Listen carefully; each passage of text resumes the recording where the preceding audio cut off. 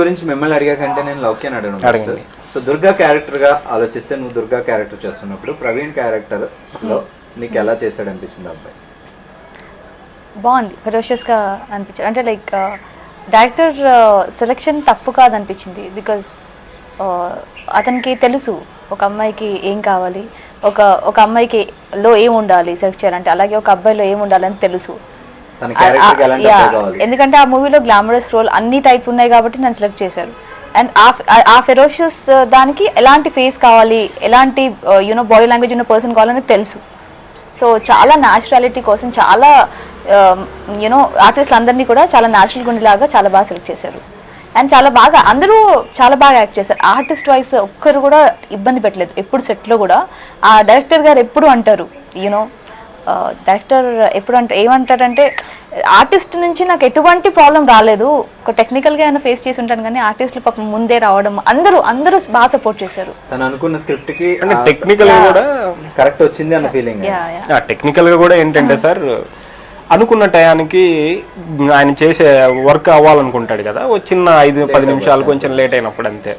తర్వాత ఇంకోటి ఏంటంటే సార్, ఈ సినిమాలో మా క్యారెక్టర్స్ ఉన్నాయి కదా, అందరూ ఎవ్వరికీ మేకప్ ఉండదు. నాకైతే ఫేస్ డేలో ఎండలో తిరగమని చెప్పేవాడు, ఫుల్గా ఎండలో తిరగమని చెప్పేవాడు, అంత రఫ్గా అయ్యేటట్టు తిరగమని చెప్పేవాడు. మీరు చూస్తే క్యామ్ పెట్టి మన మీద చూస్తే అంత రఫ్గా ఉంటామంటే అంత రఫ్గా ఉంటాం.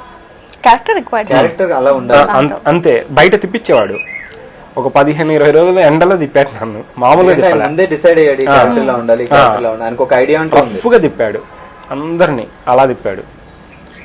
అంటే గ్లామర్ ఒకటి ఇంపార్టెంట్ కాదు, ఒక రోల్ అంటే చాలా మంది కష్టపడుతున్నారు కదా, గ్లామరస్ గా ఉంటే హీరో అయిపోతారు, అలా కాదు. చాలా ఎగ్జాంపుల్స్ మనకు తెలిసిన విషయమే.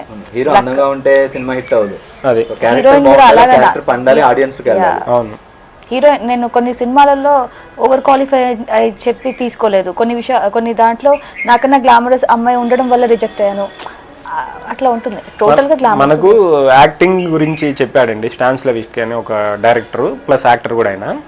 ఆయన ఏం చెప్తాడంటే, ఎప్పుడైతే మనం రియలిస్టిక్గా యాక్ట్ చేస్తామో, రియల్గా క్యారెక్టర్లోకి వెళ్ళి చేస్తామో, రియలిస్టిక్గా ఉంటామో, ఎప్పుడు మనం ఆడియన్కి కనెక్ట్ అయి ఉంటాం. ఫస్ట్ ఆ థియరీ ఎక్కువ ఫాలో అవ్వండి అని చెప్తాడు. ఏ క్యారెక్టర్ అయినా క్యారెక్టర్లో ఉండాలని చెప్తాడు. దానికి ఏంటంటే మనం మేకప్ చేసుకొని అలా కాకుండా రియలిస్టిక్గా, అంటే ఆ క్యారెక్టర్ నువ్వు రియల్గా నీకు మేకప్ ఈ నీడ్ అయితే అలా ఉండాలి, అవి అవసరం లేదనుకుంటే చాలా న్యాచురల్గా రియలిస్టిక్గా ఉండాలి. రియలిస్టిక్గా ఉన్న వాళ్ళు త్వరగా ఆడియన్స్ కనెక్ట్ అవుతారని చెప్తాడు. తనతో పాటు చేసే సీన్లో తను చాలా డామినేట్ చేసి, ఏయ్ నేను ఇక్కడ సీనియర్ నువ్వే అన్నట్టుగా చేసి, అప్పుడు నువ్వు పడిన బాధలు, పక్కకి వెళ్ళి మేమేదో మాట్లాడుకుంటున్న మధ్యలో నువ్వు డైరెక్టర్ చెప్పలేక, అమ్మాయి గురించి అమ్మాయి మీద కంప్లైంట్ లేక నువ్వు ఏడ్చిన సన్నివేశం నాకు తెలుసు బాగా. చెప్పు బ్రో.